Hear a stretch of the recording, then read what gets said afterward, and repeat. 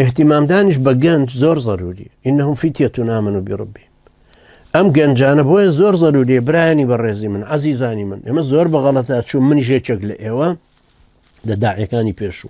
وأما نزاني أو قنجي كجيشتوت الجامعة حق اهتمامي زور بيبدين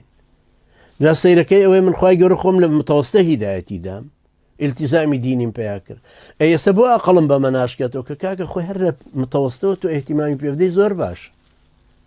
لبانزة صالي لچواردة صالي بوي وسيتم بو أم عزيزاني خومان همو أويا أم برابر رزانا اهتمام بدا بتلبكاني متوسطة اهتمام بدا بتلبة إعدادية لو فترة بلوغية لو فترة عقل كردنوي لو فترة شابولي جنسة لفترة حياة وشرمية لفترة أدبية لفترة ورقرتني علمي كي زور كتشاور ريتي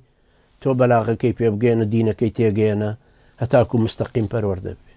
اگر دينا كشد لمناليه و بيوتبو دڵنیا ببیشینە بۆ ئەم ئەوروپای تووشی زینا نابێ وەکۆی کە لە کوردستان تووشە دای مەزرێنە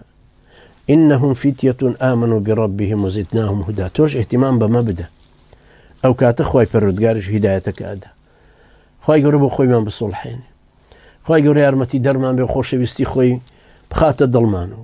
خوای گەورە ئەم قورئانە بکا بە نووری بەرچاومان بۆی باشتر ببینین ڕۆشنتر ببینین